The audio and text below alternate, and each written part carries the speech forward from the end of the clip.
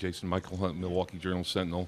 There were some criticisms about what went down in Brooklyn, that maybe you had the power play there and that you interviewed for a job here while someone already had a job. I was wondering how you respond to those things.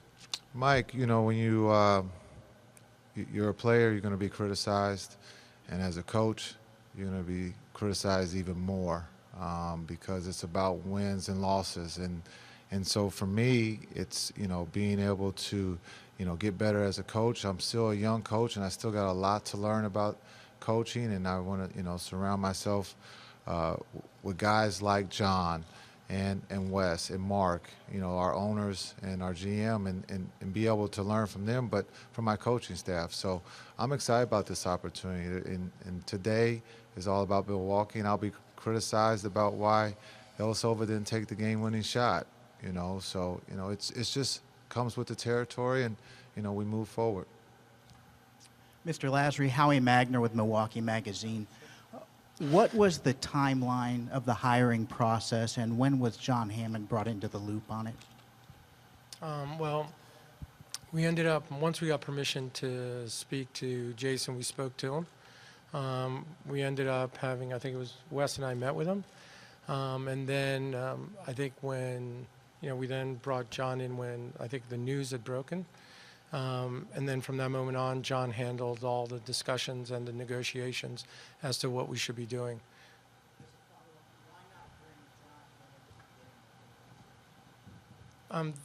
We were asked to keep it confidential, and we did. And I think it was, obviously, in retrospect, that was a mistake. I think we've learned a lot in the last couple of days about sort of, you know, process and things.